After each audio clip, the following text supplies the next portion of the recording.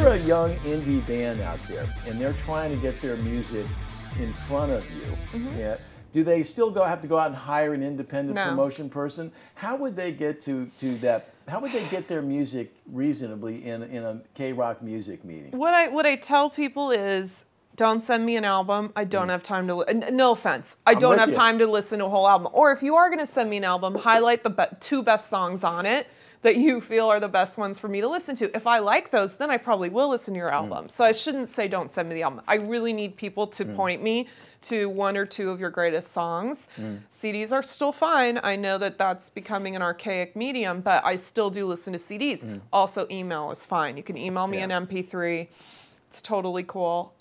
If it's something that is amazing and I feel like could be something for KROQ, it will go into the music meeting. Yeah.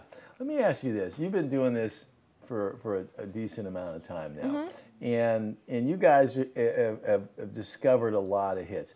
How, when you try a song out, and it's just early days, and there aren't the typical yardsticks, record sales, tickets sold, and all that. Right. How do you decide if it's a hit? What kind of feedback are you looking at once that song is out there to tell you, to validate what you're feeling? Yeah.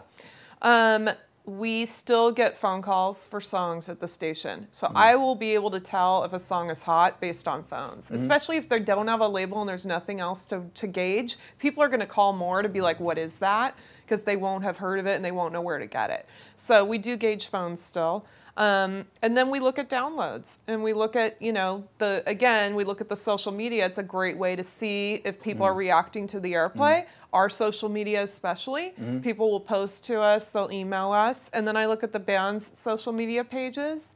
Inevitably, if we add a song that doesn't have a lot going on with it, labels will already start sniffing around it anyway, and that's also another gauge that will tell me. So there's lots of things you can look at. Yeah. How much is the whole process of what you put on the air changed over the last 10 years with the advent of the internet and people can send you emails in the decline of the power of the major labels? You guys still approaching it the same way? Yeah, that's what's cool. Nothing's really changed about the way we approach it. It always comes from the heart and it always is passion.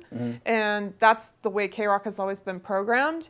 It is not programmed like a science. It's programmed from the heart because it's music, it's art. And that's what's cool. It's nothing's really changed. One of the things that I've loved about KROQ over the years is that there's always been a very definitive character, personality almost about the station.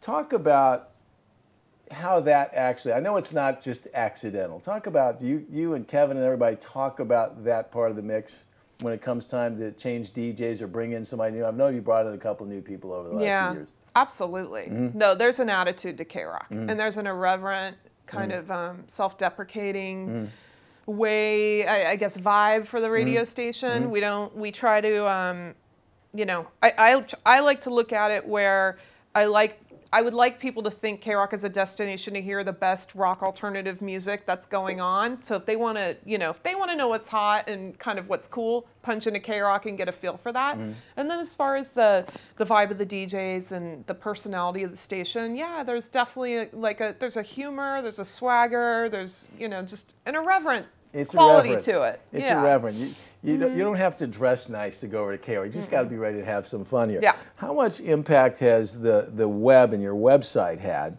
in terms of extending the brand, but also getting you guys more reach out there? Has it added more, or taken away something from people listening to the radio in the old-fashioned way? It hasn't taken away anything. It's just an extension of the brand, I like to think. And the website's improved a lot in the last few years. We have, you know, some key writers that do a good job of, you know, generating stories every day that are cool. It's a way to broadcast our performances live over the internet so people can watch them that aren't in the studio to see them. So it's an extension of the brand. It hasn't taken any listenership away. Okay, good.